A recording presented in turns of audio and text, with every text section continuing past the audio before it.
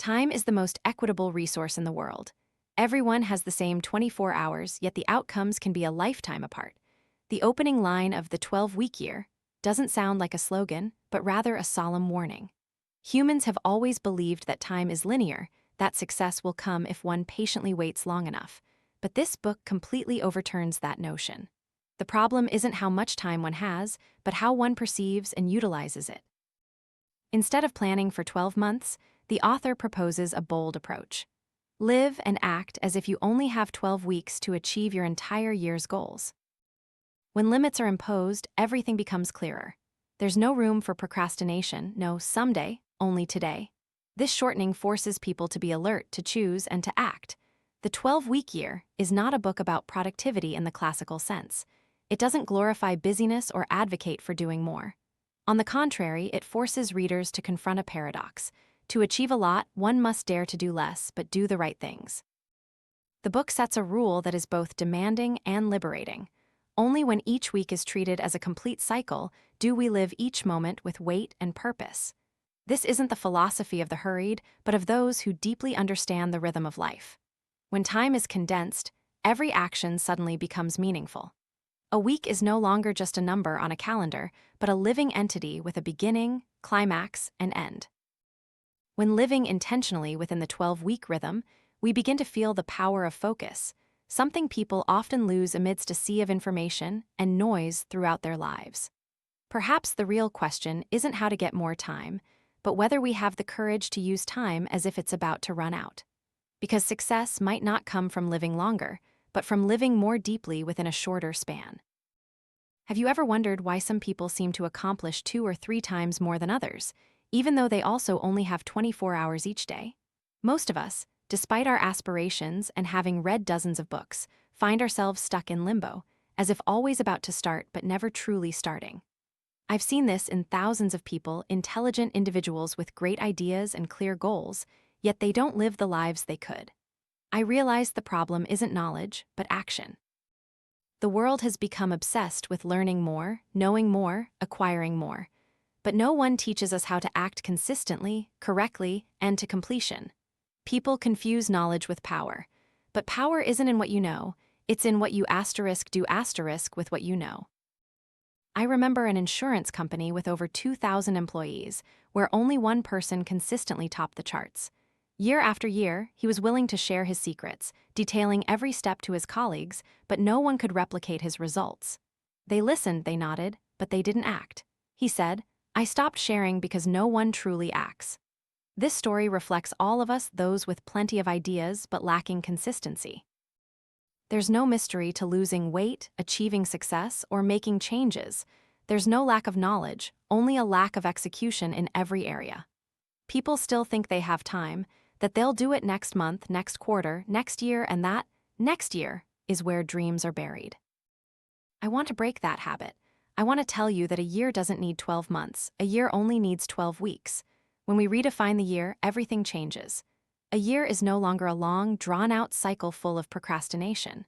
It's a short period, long enough to act, short enough to create urgency. Every 12 weeks is a new year, every week is a month, and every day is the foundation of results. People often work diligently in December because they know the deadline is approaching. In the last days of the year, energy increases. Everyone focuses, procrastinates less, and magic happens. But the strange thing is, we can create that December many times a year. If we shorten the cycle to 12 weeks, we can't make excuses, we can't let things slide. Urgency becomes our ally. The habit of thinking in terms of a year is the root of inertia. It makes us believe there's still time, still a chance to catch up later. But in reality, every wasted week is a lost year. I've seen businesses increase revenue by 50% in just 12 weeks, simply by changing how they define time. When people shed the illusion of having plenty of time, they start living genuinely. I call this focus time. Like athletes who train in phases, they don't try to be good at everything at once. Instead, they dedicate a few weeks to strength, a few weeks to speed, a few weeks to endurance. They know that excellence doesn't come from trying to do a lot, but from focusing on the right areas for a short enough period to create breakthroughs. If sports have training cycles, life also needs such a cycle. Each 12 weeks is a distinct journey, with goals, limits, and a rhythm. Then all plans are no longer distant theories, but become tangible, step-by-step actions. To achieve this, you must start with a reason strong enough to overcome comfort. No one can sustain action long-term by willpower alone. People need emotion, an image that makes their heart race. Ask yourself, what do you truly want, not what others expect you to want? What legacy do you want to leave? What kind of life do you want to live? How do you want to feel when you wake up each morning? When you have a vivid image of the future, it will make you restless when you procrastinate. The clearer the vision, the more natural the action. Fear and resistance only appear when you haven't truly seen where you want to go. Neuroscience has proven that within our brains, there are two forces. One part fears change, always pulling us back to our comfort zone, and another part pushes us towards something greater. When you imagine a bright future, the part of your brain responsible for creativity and decision-making lights up. The more you nourish that image, the more your brain believes it's real. And from that belief, behavior changes. You cannot overcome fear with reason. You can only overcome it with a vision stronger than the fear. Therefore, before planning, clearly envision the life you want in the next 12 weeks. Don't talk about another year, 5 years from now. Look at the present.